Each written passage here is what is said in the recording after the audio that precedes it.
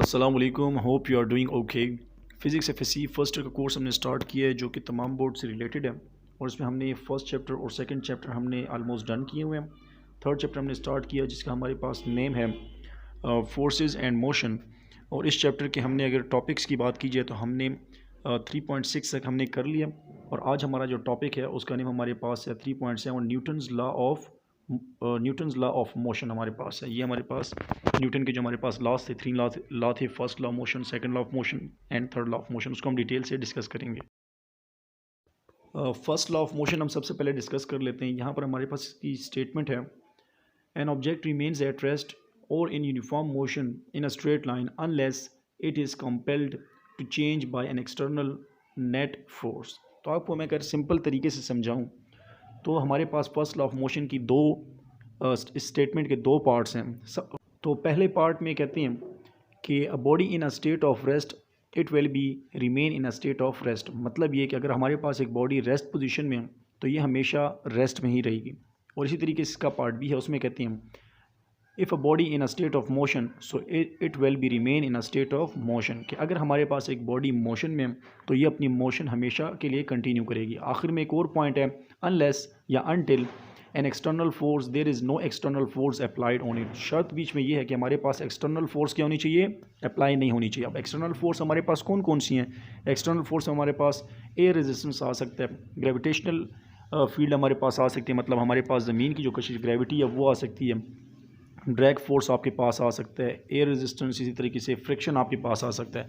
तो ये कहते हैं कि अगर हम इन सब फोर्सेस को, जितनी भी एक्सटर्नल फोर्सेस हैं, ये हम ख़त्म कर दें तो हमारे पास जो फर्स्ट लॉ ऑफ मोशन है, जिसमें हमारे पास अगर एक बॉडी रेस्ट में है तो हमेशा रेस्ट में रहेगी और अगर हमारे पास एक बॉडी मोशन में तो हमेशा मोशन में रहेगी, वो हमारे पास कंप्लीट हो जाएगा। इसको हम कहते हैं फर्स्ट लॉ ऑफ मोशन। तो सिंपल आपके पास ये है कि हमारे पास इसके बीच में एक्सटर्नल फोर्स अप्लाई नहीं होनी चाहिए।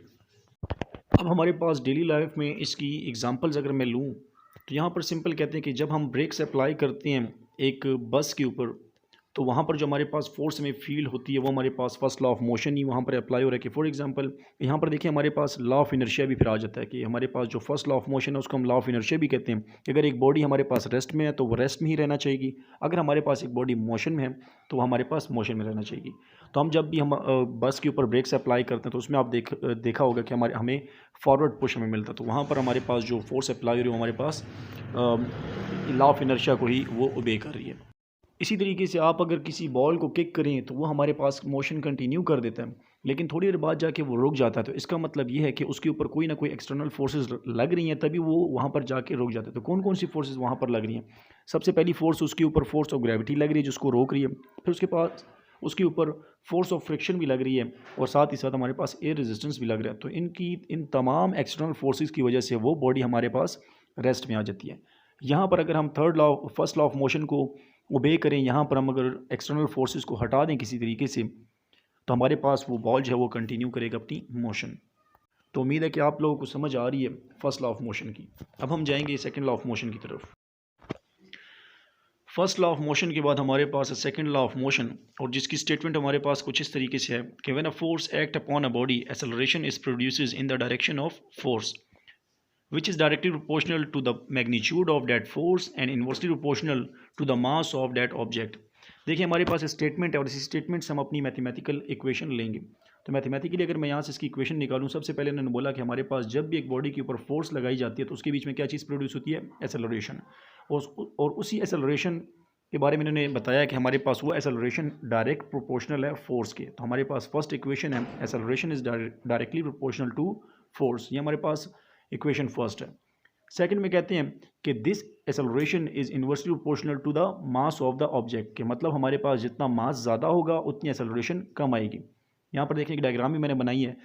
फॉर एग्जांपल आपके पास एक बॉडी का मास बहुत ज़्यादा है तो आपको उसके ऊपर फोर्स काफ़ी लगानी पड़ेगी, जबकि आपके पास अगर मास थोड़ा हो तो आपको उसके ऊपर फोर्स कम लगानी पड़ती है। तो हमारे पास दो इक्वेशंस हैं, A is directly proportional to F and A is inversely proportional to M. हम इन दोनों इक्वेशंस को कंबाइन करते हैं, हम लिखते हैं A is proportional to F divide by M, हम लिख लेते हैं। और यहाँ पर हम प्रोपोर्शनलिटी साइन को हटा लेंगे।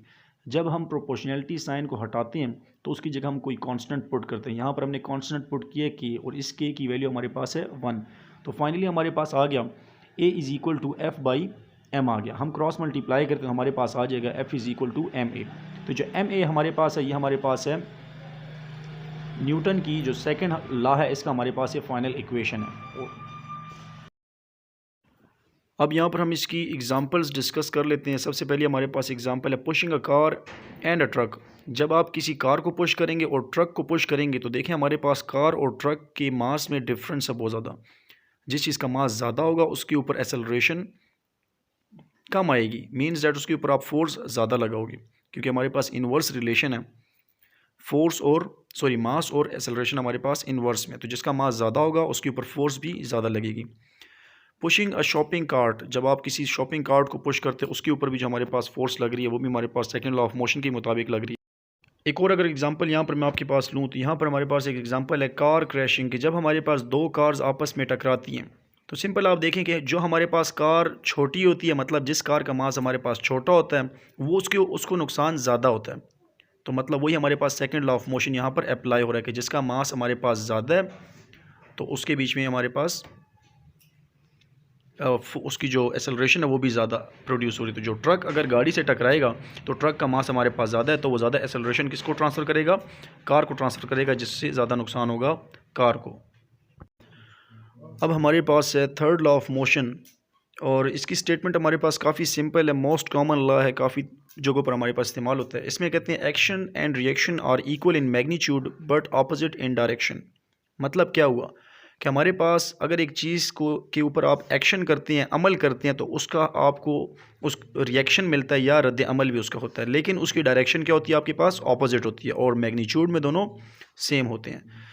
तो इसकी अगर एग्जांपल्स पर हम डायरेक्ट आ जाते हैं, देखिए जब फॉर एग्जांपल आपके पास एक गुब्बारा है, गुब्बारे का जब आप नीचे से ओपन करते हैं, उसका एंड ओपन करते हैं, तो आपके पास उसकी जो एयर है वो डाउनवर्ड जा रही है, लेकिन जो गुब्बारा आपके पास मोशन कर रहा है वो आपके पास अपवर्ड मोशन कर रहा है। इसी तरीके से हम जब चलते हैं तो हम जब चल रहे होते हैं तो हम अब ज़मीन को पीछे की तरफ बैकवर्ड पुश करें, लेकिन ज़मीन हमें फॉरवर्ड आगे की तरफ पुश कर रही होती है। ये भी हमारे पास एक्शन और रिएक्शन की एक एग्जांपल है। इसी तरीके से हमारे पास जो गन होती है, गन के बीच में जब आप फायर करते गन पे जब आप फायर करते हैं तो आपके पास बुलेट जो है वो रिकॉइल करती है। बुलेट आपके पास फॉरवर्ड डायरेक्शन में जाती है और गन आपको एक पीछे की तरफ एक पुश देती है। तो यहाँ पर भी एक्शन और रिएक्शन हो रहा है।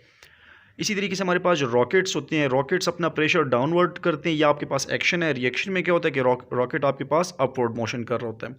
तो ये तमाम मिसालें जो आपके पास हैं ये आपके पास हैं थर्ड लॉ ऑफ मोशन की। तो इस वीडियो में हमने जो टॉपिक डिस्कस किया वो हमारे पास फिजिक्स फर्स्ट FSC की कोर्स से था, चैप्टर नंबर 3 था, जिसका नेम हमारे पास था forces and motion. Topic number था 3.7 और नेम हमारे पास था न्यूटन्स लॉ ऑफ मोशन।